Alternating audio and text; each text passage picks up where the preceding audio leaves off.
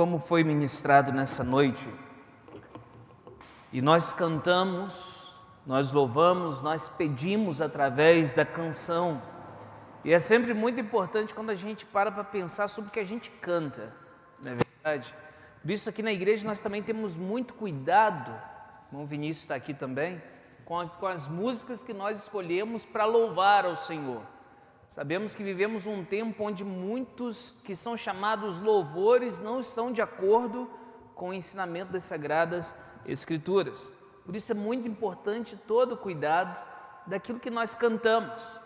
E hoje, quando nós refletimos nas palavras do irmão Ed Carlos sobre missões, sobre a ministração da irmã Juliana, sobre ser usado, como nós somos usados, como temos sido usados e como nos colocamos à disposição para ser usados para a glória de Deus. E a irmã Juliana testemunhou dessa situação de você se deparar com pessoas que às vezes estão em prantos e muitas vezes a gente fala, Deus me usa, e Deus nos dá oportunidades para sermos usados por Ele.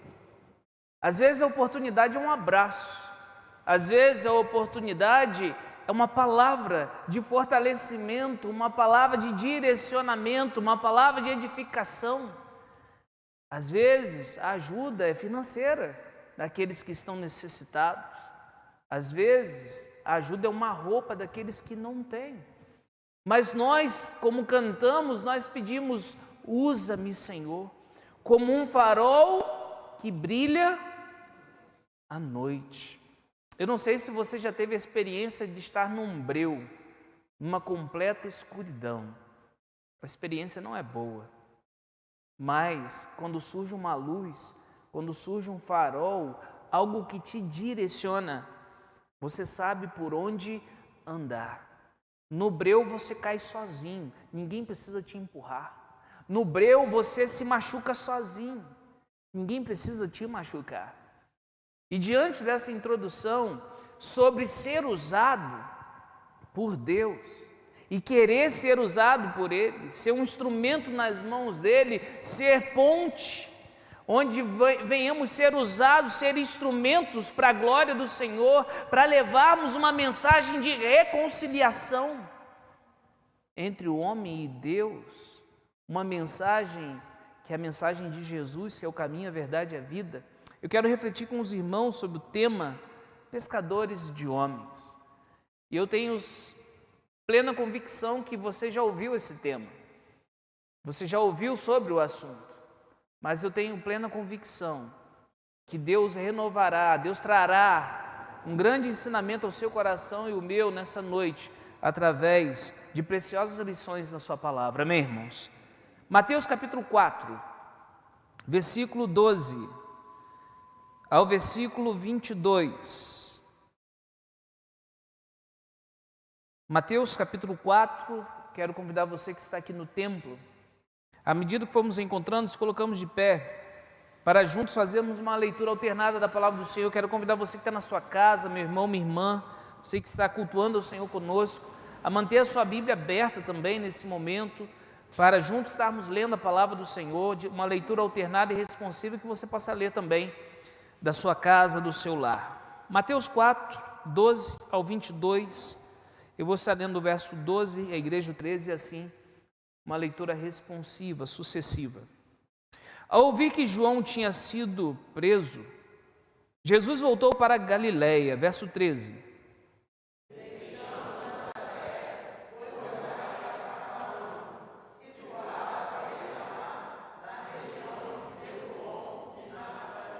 Isso aconteceu para se cumprir o que tinha sido dito por meio do profeta Isaías.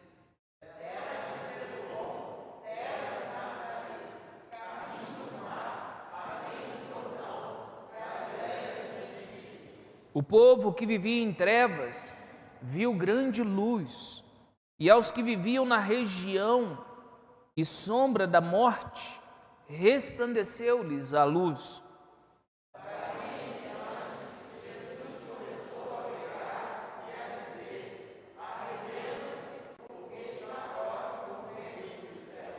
Caminhando junto ao mar da Galileia, Jesus viu dois irmãos, Simão chamado Pedro e André, Eles lançavam as redes ao mar porque eram pescadores.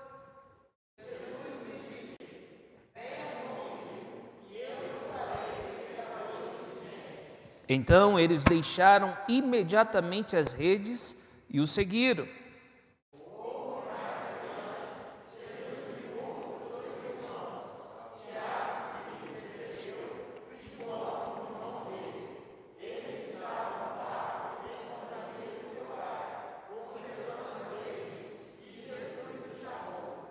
Então, eles, no mesmo instante, deixaram o barco e seu pai e seguiram Jesus. Abaixe sua cabeça, feche seus olhos. Vamos orar. Vamos pedir ao Senhor que Ele fale ao nosso coração, que o Senhor venha iluminar nossa mente, para que venhamos aprender preciosas lições que esse texto tem para a nossa vida. Obrigado, Senhor, pela leitura da Tua palavra, pela Tua igreja que se reúne para Te adorar, Senhor, pelos louvores entoados, orações, tudo que aconteceu aqui para a Tua glória. Pedimos, Senhor, que o Senhor fale ao nosso coração e que venhamos, ó Pai, aprender essas preciosas lições para a nossa vida que o Senhor nos ensinou através da Tua palavra. Que venhamos viver esse aprendizado que teremos nessa noite. Que venhamos glorificar o Teu nome com as nossas vidas, Senhor. Usa-nos como Tu queres, como nós cantamos, ó Pai, como um farol que brilha à noite, como ponte sobre as águas. Que venhamos, ó Pai, ser flechas que acertem o alvo para a Tua glória, Senhor. Que venhamos, Pai, semear a palavra da verdade, ó Deus. Que venhamos, Pai, ser instrumentos, sem trajão de morais, para a transformação, Pai, e para a glória do Teu nome, Senhor. Senhor, usa-nos como Tu queres. Nós pedimos em nome de Jesus. Amém e amém. Podeis sentar, irmãos. Como Hebe Carlos falou, nós estamos encerrando missões mundiais, tivemos o culto de encerramento. Hoje nós temos o último culto, onde nós podemos também ofertar para missões mundiais. E nessa noite eu quero pensar e refletir com os irmãos sobre esse ser usado, sobre este ser pescador de homens, pescador de gente. Porque Jesus chama você e eu, Jesus chama todo aquele que nele crê, para pescar vidas, para pescar pessoas, para ser instrumento de transformação e de salvação na vida daqueles que estão perdidos e, como diz o texto, naqueles que estão na região da sombra da morte. E a pergunta que surge é: mas como é isso, pastor? Como é isso? Porque quando eu olho para as pessoas ministrando na frente do templo, eu vejo o irmão Ed Carlos com uma habilidade para falar, eu vejo a irmã Juliana com uma habilidade para falar, o irmão Vinícius, mas pastor, eu não acho que eu tenho essa habilidade para falar desse jeito. Como é isso? Como eu posso ser pescador de gente, pescador de homens, se eu não vejo essa habilidade em mim? E é interessante que o texto ele nos dá muitas lições sobre quem Jesus chama. Jesus nos dá preciosas lições sobre características e atitudes daqueles que são chamados. E é importante nós pensarmos e refletirmos sobre isso dessa noite. O instrumento para pescar pessoas, pescar gente, pescar homens. E, em primeiro lugar, quando você pensa em pescaria, o que vem na sua mente? Ah, pastor, vem na minha mente anzol, vara de pescar, né? Quem é que gosta de pescar? Diga amém. Tem pescador aqui ou não? Tem gente que gosta de pescar, tem gente que fala assim: pastor, esse negócio de ficar lá no rio parado, meia hora esperando aquele balancinho, isso não dá certo, muito certo para mim não, pastor. Né? Hoje nós vemos essa geração fast food, tudo rápido, né? Amigão, quanto está o peixe aí fora? Né? Passou o carro do peixe, a gente resolve essa situação aí. Mas tem gente que gosta de pescar, mas a gente sabe que quem pesca anzol, vara de anzol, tem que ter paciência, não é verdade? Mas quando nós pensamos também em pescaria, a gente pensa em rede. Quando se lança a rede, normalmente não vem um só, vem vários peixes, não é verdade? Vários peixes. Então, quando nós pensamos sobre pescadores de homens, em primeiro lugar, uma pesca excelente necessita de uma rede poderosa, amém, irmãos? Porque se você tiver uma rede de qualquer maneira, não importa o peixe que cair na rede, ele vai fugir, não tem jeito. Então, uma pesca excelente é necessário ter uma rede que é poderosa. E olha o que diz a palavra do Senhor, versículo 15, olha comigo. 4, verso 15. Terra de Zebulon, terra de Naftali, caminho do mar além do Jordão, Galiléia dos gentios. O povo que vivia em trevas viu grande luz. O povo que vivia em trevas viu grande luz, e aos que viviam na região da sombra da morte, resplandeceu-lhe a luz. Há uma luz chegando para quem está em trevas. Para aqueles que estão numa região de sombra e de morte, e não de vida. Pessoas que precisam de luz. E o texto, ele continua e ele diz, daí em diante Jesus começou a quê? Pregar. A luz que ilumina o homem está na terra. Jesus está presente, a luz do mundo está presente. Aquele que criou os luminares para governar o dia e a noite está presente. Daí em diante, Jesus começou a pregar e a dizer: arrependam-se, porque está próximo o reino dos céus. Irmão, essa é uma mensagem poderosa, essa é uma rede poderosa, porque ela é o Evangelho. Porque ela é a palavra de Deus. O apóstolo Paulo vai dizer em Romanos capítulo 1, versículo 16, porque não me envergonho do Evangelho. E lembre-se, a palavra Evangelho significa boas novas, boa notícia. Eu não tenho vergonha dessa boa notícia, porque ela é o poder de Deus. Ela é o dínamos, a dinamite. Ela é poderosa para transformar vidas, para transformar histórias. Conta-se que um dos maiores escritores, aquele que talvez você já viu um filme, que se baseia num dos livros deles, de C.S. Lewis, As Crônicas de Nárnia. Alguém já viu esse filme? Já viu? Esse filme ele tem diversas mensagens nele. E eu, quando assisti esse filme pela primeira vez, eu não sabia que era o C.S. Lewis que tinha escrito a história por trás. E aí você vê, um exemplo nesse filme é quando o leão ele morre. Ele dá a vida por outros.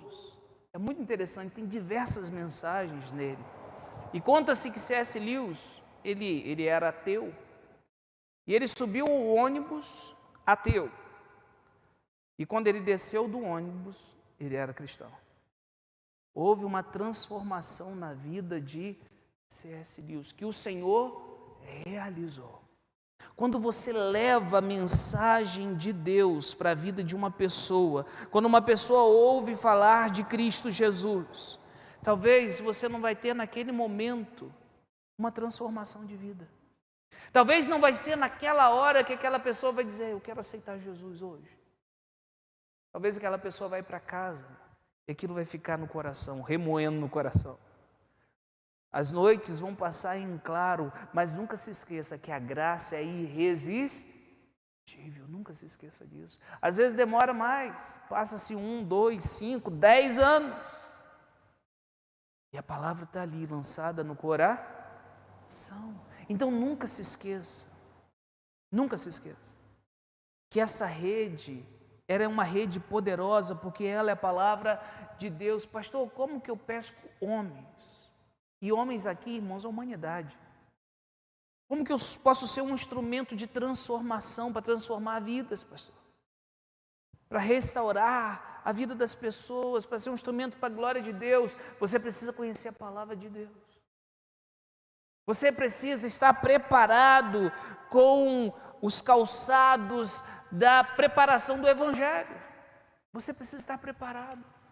Conhecer o Deus que você, que eu, que nós servimos. O texto ele começa dizendo assim: a mensagem é esta: arrependei-vos. por que Jesus ele começa dizendo: arrependam-se, porque está próximo o reino dos céus? Irmãos, não tem como viver uma vida com Jesus vivendo a velha vida.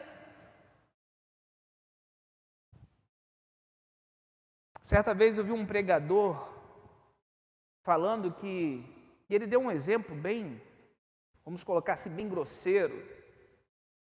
Assim como uma pessoa que tem um acidente batendo de frente com um caminhão cheio de tijolo, assim também quando você encontra Jesus, a sua vida não é mais a mesma. Não tem como viver da mesma maneira. Há uma transformação de vida. Há uma mudança, há um nascer de novo.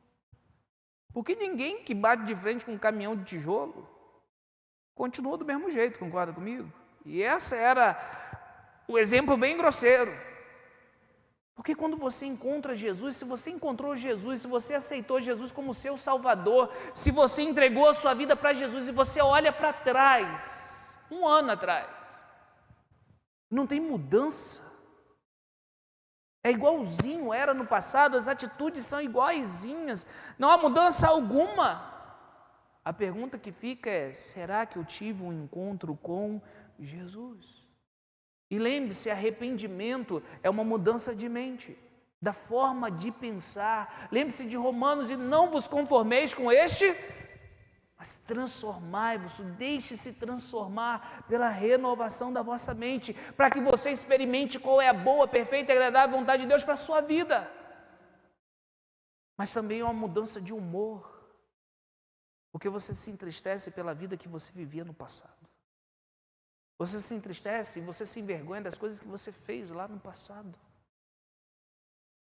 Mas também é uma mudança de atitude, é uma mudança de mente, é uma mudança de humor, é uma mudança de atitude. E isso envolve arrependimento daquela maneira vil, vã que a gente vivia. 1 de Pedro, capítulo 1, verso 18 diz: sabendo que não foi mediante coisas perecíveis, como prata ou ouro, que vocês foram resgatados da vida inútil. Interessante essa palavra de Pedro. Sem Jesus é uma vida inútil. É uma vida onde não leva a lugar algum. E a perspectiva é de sofrimento e morte. De uma morte eterna. Diz o texto que os seus pais lhes legaram. Então Jesus ele começa dizendo: arrependam-se. Marcos capítulo 1, versículo 15. A segunda parte, Jesus vai dizer: e creia, arrependa-se e creia, creia no Evangelho. Nós somos chamados, irmãos, a acreditar nessa palavra. Nós somos chamados a acreditar que esse livro que você e eu nós temos nas mãos, aqui existe a verdade da vida. Aqui está relatado para você e para mim o que é viver uma vida com um propósito, e tudo aquilo que vai contrário a este livro, nós refutamos, nós colocamos como uma falácia, uma mentira, e nós sempre ficamos com este livro que é a própria palavra de Deus, essa palavra que é viva e eficaz. Essa é a nossa única regra de fé, ou seja, o que está aqui é o que eu acredito, e de prática, o que está aqui é o que alicerça, fundamenta e direciona as minhas atitudes. Arrependam-se, diz o texto, e creia no Evangelho. Mas quando nós somos convocados, somos chamados para uma nova vida, somos tirados das regiões de trevas e de morte, da escuridão que antes eu, você, nós habitávamos. Nós também somos chamados para fazer missões, para pescar homens. 1 de Pedro 2,9 diz: vocês, porém, são agora geração eleita. Vocês são a geração eleita, sacerdócio real, nação santa, ou seja, separada para a glória de Deus, consagrada para a glória de Deus. E lembre-se que consagrar é deixar as coisas vis deste mundo, é se separar do mundo, não de viver no mundo, mas do pecado do mundo, e se dedicar para as coisas de Deus, para uma vida, para a glória de Deus. Um povo de propriedade exclusiva de Deus, agora tem um dono. E deixa eu dizer uma coisa para você. Quando você é dono de algo, você cuida desse algo, não é verdade? Nós somos comprados, não por prata ou ouro, nós somos comprados pelo precioso sangue de Jesus. Fomos comprados para Deus. Uma propriedade, diz o texto, exclusiva dele, de Deus, a fim de proclamar as virtudes daquele que o chamou das trevas para a sua maravilhosa. Quando você proclama essas virtudes, quando você conta para os outros aquilo que aconteceu e aquilo que Jesus fez na sua vida,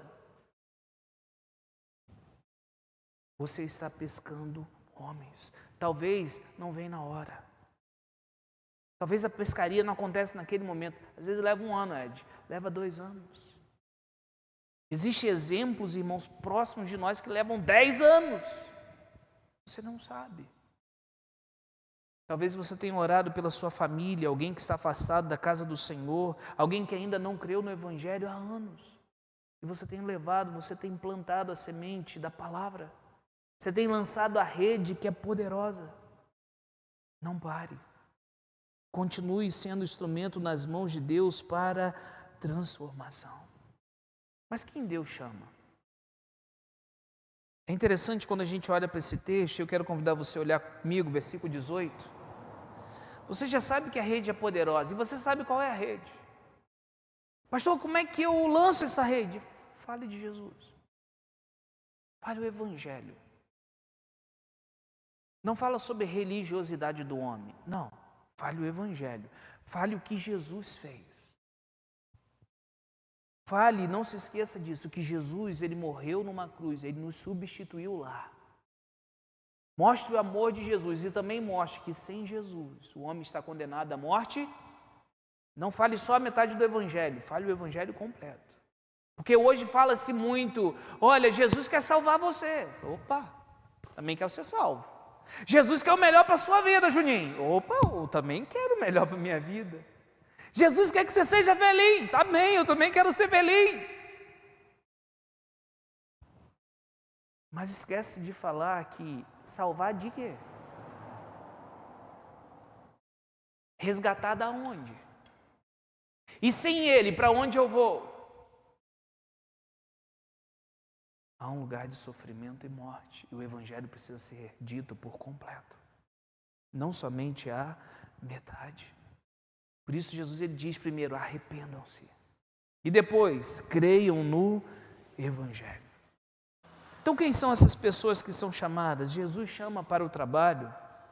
Está aí no versículo 18 e versículo 21. Leia comigo. Caminhando junto ao mar da Galileia, Jesus viu 2 irmãos, Simão, chamado Pedro, e André. Eles lançavam as redes ao mar porque eram o quê? Pescar. Verso 21. Pouco mais adiante, Jesus viu outros 2 irmãos, Tiago, filho de Zebedeu, e João, o irmão dele.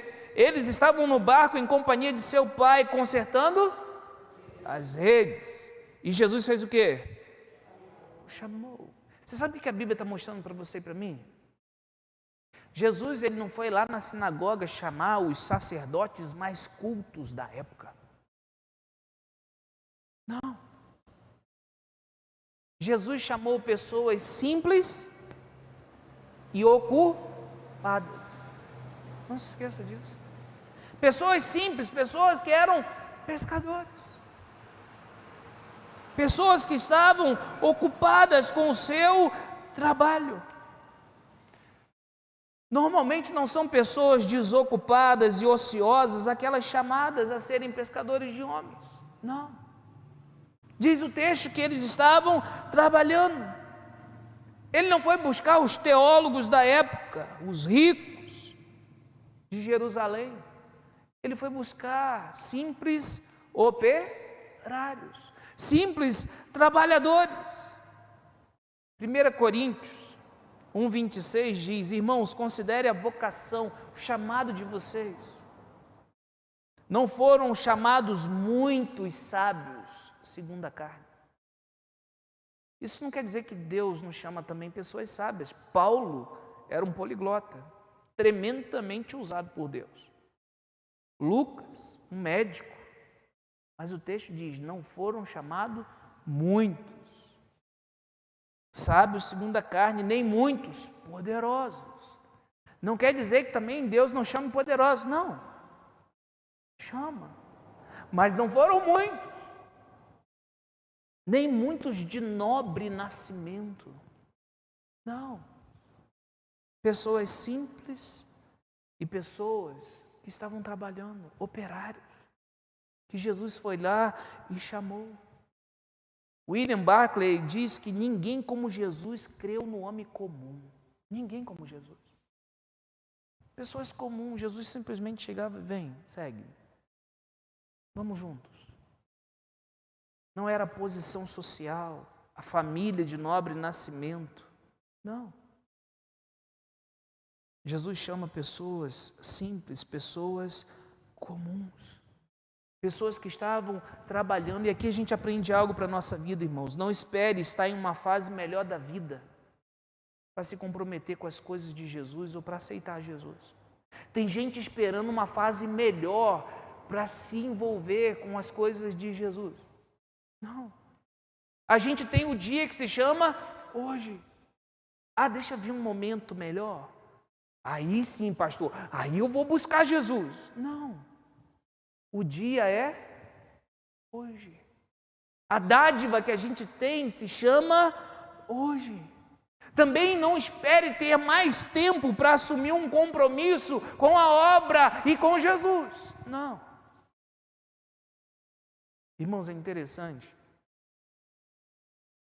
Quantas são as vezes que na trajetória cristã a gente vê pessoas cheias de coisas para fazer, cheias de compromissos, cheias de trabalho, envolvidas com a palavra e com a obra de Deus. Envolvidas, compromisso. E às vezes existem pessoas na trajetória cristã que não tem 1/3 do que aquele outro tem para fazer, mas nunca tem tempo para quem? Para Deus. Então, algo que a gente precisa ter muito claro em nossa mente é: não espere ter mais tempo para assumir um compromisso com Jesus. Sabe por quê? Porque se eu esperar ter mais tempo, já mostra que Jesus não está sendo a minha prioridade. Porque a Bíblia vai dizer: buscar em primeiro o quê? Lugar.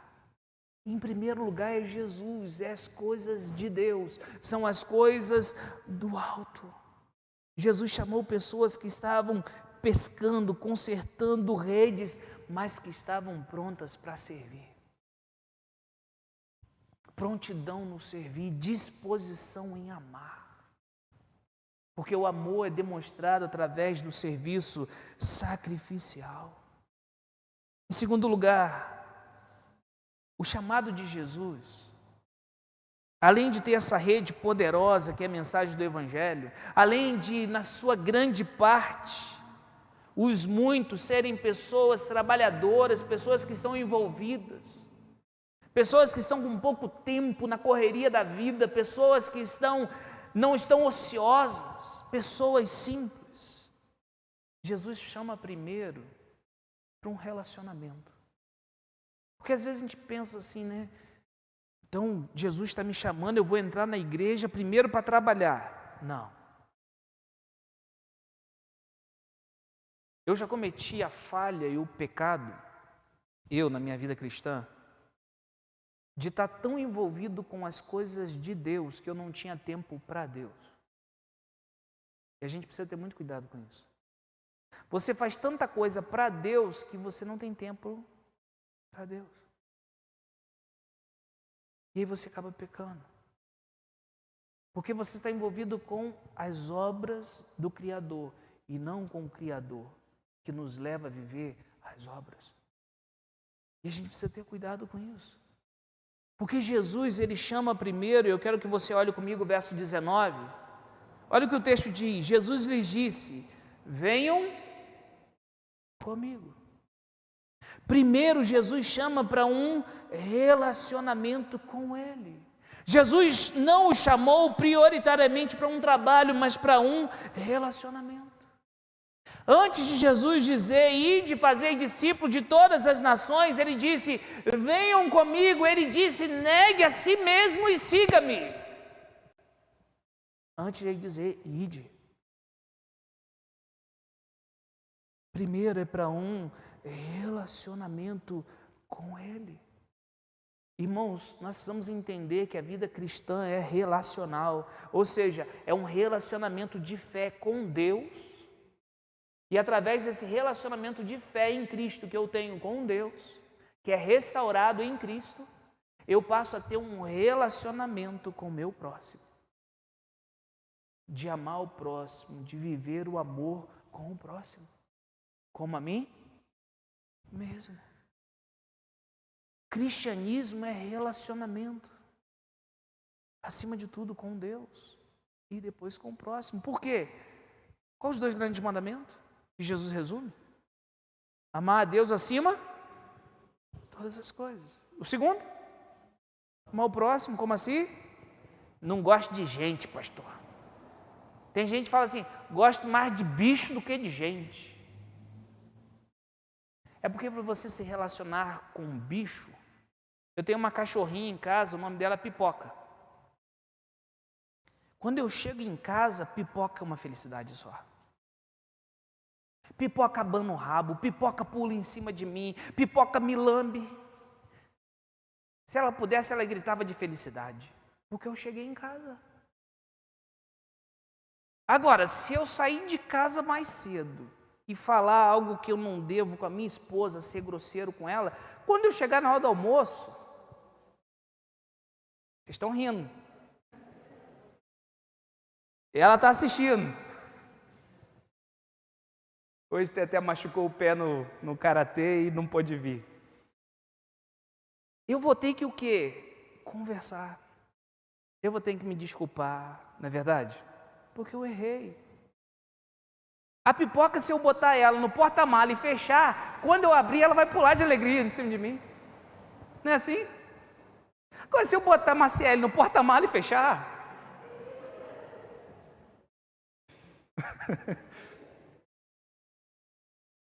Todos os dois é crime, não é verdade?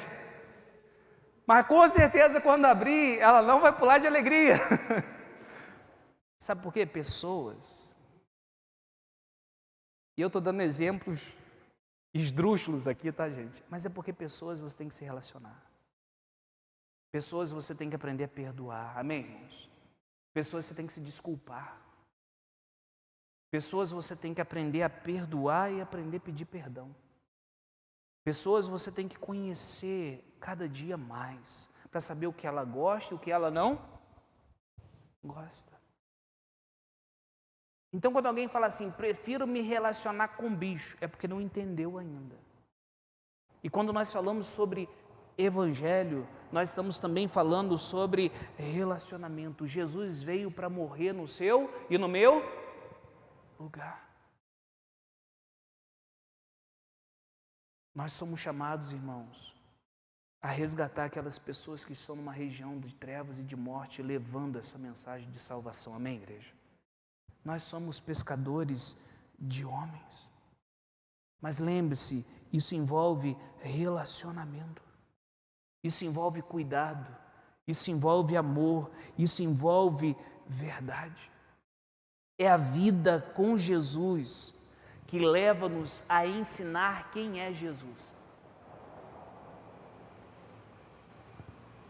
Quando você encontra algo magnífico, quando você encontra algo que te traz felicidade, quando você encontra algo que é transformador, algo que transforma a história para melhor e não para pior, Você quer que outros encontrem também.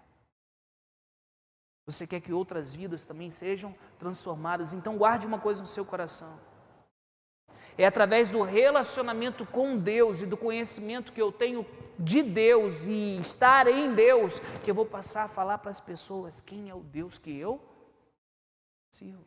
Se eu achar que servir a Deus é uma chatice de ter que ir na igreja, porque se eu não for, o pastor vai perguntar por que eu não fui, eu não quero que outro vá também. Concorda comigo?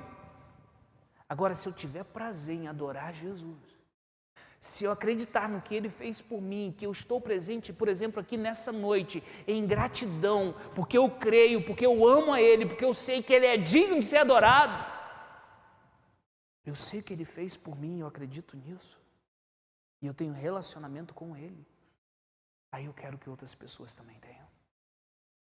Porque não há nada melhor do que se relacionar com Deus. É o provar e o conhecer de Deus que nos torna pescadores de homens. Enquanto eu não entender o Evangelho, enquanto eu não tiver vida com e em Cristo, eu não vou me tornar pescador de homens.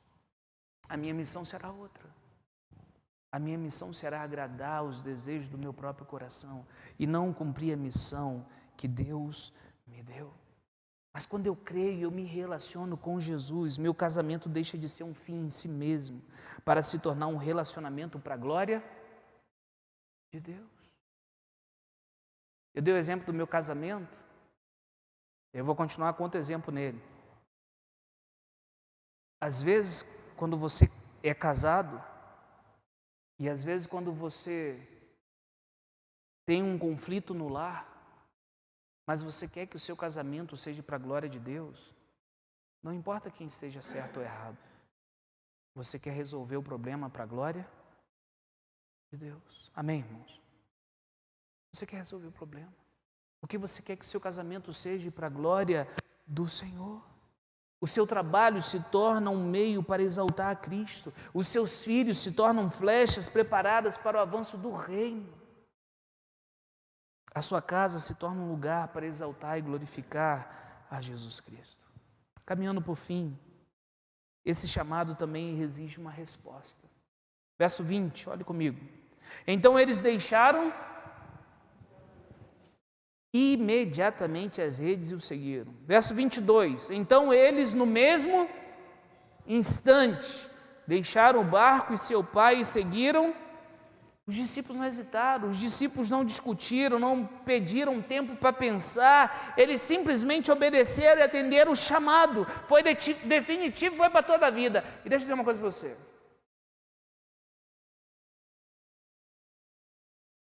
Eu já teve um momento que eu olhei e falei assim, gente, que resposta rápida, né? Jesus aparece. Porque quando você olha para o texto, é isso que está acontecendo. Caminhando junto ao mar da Galileia, Jesus vê André, Pedro, estão lá, pescando, lavando as redes. Siga-me. Diz o texto que imediatamente, o que eles fazem? Eles seguem Jesus. E aí você se pergunta, o que aconteceu aqui? E aí você precisa se lembrar que Mateus, Marcos e Lucas são evangelhos sinóticos. O que significa sinótico? Vem de ótico, ótica, olhar. Sinótico significa olhar juntos. Eles viram aquilo que estava acontecendo, olharam juntos, e você tem a escrita de cada evangelho em uma perspectiva, ok? E aí, para você entender o que está acontecendo aqui, que os discípulos simplesmente, imediatamente largaram tudo e eles seguiram Jesus, você tem que lembrar do texto que a gente leu hoje com o irmão Ed Carlos. Lembra da pesca maravilhosa? Naquele texto, Jesus diz, e eu vos farei pescadores de homens. É o olhar junto. Então, quando você olha para Lucas 4,31, Jesus está expulsando um demônio na sinagoga, e diz o texto lá, que a notícia se espalhou. Opa, então já tem gente sabendo o que Jesus fez. Quando você olha para Lucas 4, 38 a 41, as pessoas pedem para Jesus curar a sogra de Pedro. Opa! E ela está com uma febre terrível. Jesus chega lá e cura a sogra de Pedro. Quando você chega em Lucas 5, do 1 ao 11, o texto de hoje, você tem aquela pesca maravilhosa que os discípulos eles estão voltando, não pegaram nada, Jesus fala, joga a rede de novo. Senhor, a gente veio agora, pescador experiente, e aí ele joga a rede de novo, sobre a tua palavra eu vou jogar. E ele joga e eles não estão aguentando puxar. De tanto peixe que vem. É nesse contexto que os discípulos imediatamente largam tudo. E eles seguem a Jesus. E aí você entende agora por que em Mateus, de maneira resumida, escreve que eles imediatamente largaram tudo. Porque quem está chamando é aquele que tem o domínio sobre os demônios. Quem está chamando é aquele que tem o domínio sobre as doenças. Quem está chamando é aquele que tem domínio sobre a natureza. Opa! Quem está chamando é Jesus Cristo. É o Filho de Deus. E hoje você e eu temos esse conhecimento. Que Jesus morreu numa cruz para nos salvar. Que Ele ressuscitou ao terceiro dia, que Ele está à destra de Deus e que Ele vai voltar para buscar a sua igreja. Amém, irmãos? E Ele está chamando você e eu para sermos pescadores de homens. Qual é a sua resposta para esse chamado? Esse chamado requer uma resposta imediata e uma resposta definitiva. O texto termina, versículo 19. Jesus lhes disse, venham comigo e eu os farei pescadores de gente. Quem faz de nós pescadores de gente? Jesus. Ele nos chama para um relacionamento e depois para o serviço. E Ele nos prepara. É Ele que nos faz pescadores de gente. E nessa escola, Jesus ele é o professor. E Jesus é a matéria a ser estudada. Você olha para Jesus e você aprende com Jesus. Você se relaciona com Jesus e você aprende com Jesus. E Jesus está em nós através do seu Santo Espírito. Nós somos chamados, irmãos, para assumir esse chamado. Nós somos convocados para assumir esse chamado de pescarmos vidas para a glória de Deus. Aqueles que estão cansados e sobrecarregados, como diz Mateus capítulo 9, verso 36 ao 38. São esses que a gente precisa lançar a rede da salvação, a rede da palavra de Deus, ser instrumento de transformação para a glória de Deus. Mas talvez você olhe para esse texto e você diz, pastor, eu estou na parte do relacionamento com Ele. Eu preciso conhecer Jesus, pastor. Eu preciso me relacionar com Jesus. Eu preciso conhecer esse Jesus aí que o senhor está falando. Eu preciso ter um encontro verdadeiro com Jesus. Eu quero ser um pescador de homens, mas eu quero conhecer Jesus como eu não conheço ainda.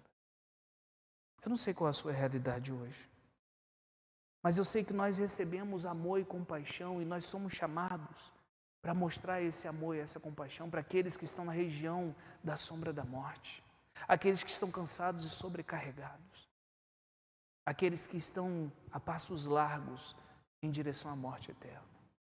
E Deus quer usar você e eu, pessoas simples, para a glória dEle, amém, irmãos? Para a glória dEle. Não precisa ter faculdades, não tem nada errado em ter.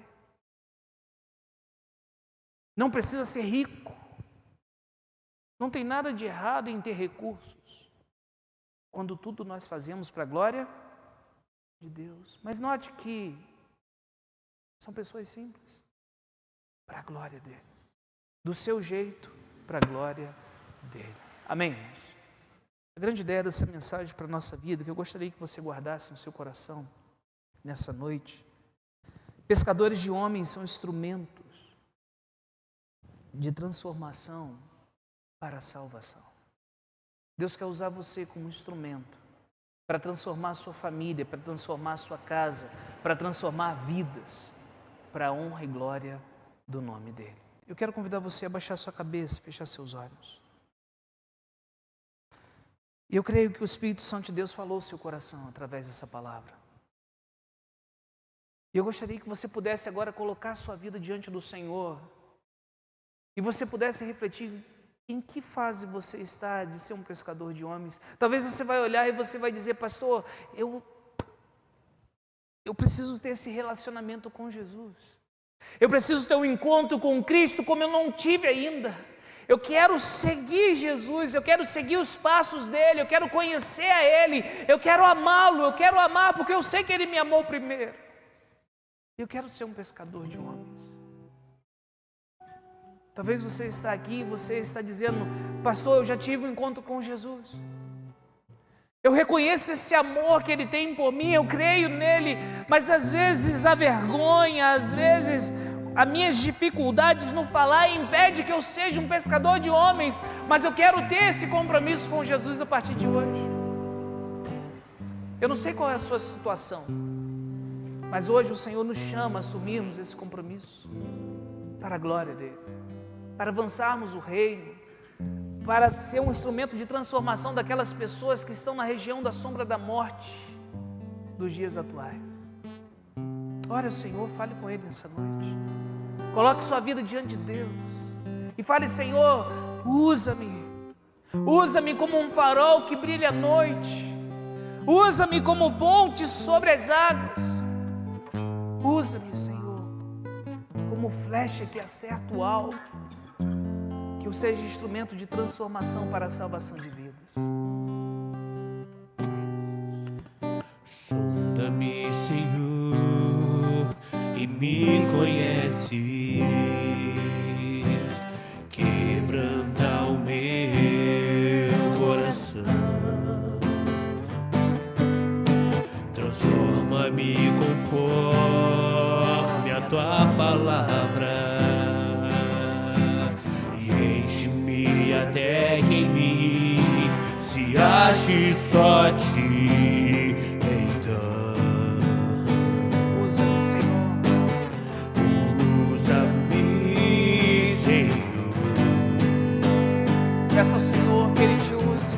Usa-me como um farol que brilha à noite, como ponte sobre as águas, como abrigo no deserto, como flecha que acerta o alvo. Eu quero ser usado da maneira que te agrade, a qualquer hora e em qualquer lugar. Eis aqui a minha vida, usa-me, Senhor, usa-me. Ó Deus, nós agradecemos o Senhor pela Tua poderosa palavra. Preciosas lições para a nossa vida nessa noite, Senhor. Ó Deus, nós queremos agradecer porque a Tua palavra é lâmpada para os nossos pés, ela é luz para o nosso caminho. Porque ela é viva, ela é eficaz, ela é uma rede poderosa para arrancar aqueles que estão na região da sombra da morte e serem transportados para a Sua maravilhosa luz pelo poder do Teu Santo Espírito. Senhor, usa-nos para a Tua glória. Que sejamos instrumentos para salvação de vidas, transformação de vidas, a começar pela nossa casa, ó Deus. Usa-nos, Pai, como Tu queres. E perdoe-nos, Pai, quando priorizamos outras coisas, em lugar, ó Pai, de priorizarmos o Teu reino, a Tua vontade. Que venhamos, ó Pai, ser instrumentos para a glorificação do Teu nome. Seja exaltado e glorificado em nossa vida e que venhamos entender que antes de fazermos a obra, Pai, precisamos viver e ter vida contigo, ó Deus, nos relacionarmos com o Senhor. Seja glorificado e adorado no meio da Tua igreja, do Teu povo. Nós te bendizemos nessa noite, em nome de Jesus. Amém e amém, Senhor. Que Deus seja adorado e glorificado em nosso meio. Amém, irmãos? Nós estamos terminando o culto dessa noite. Amém, igreja? Amém?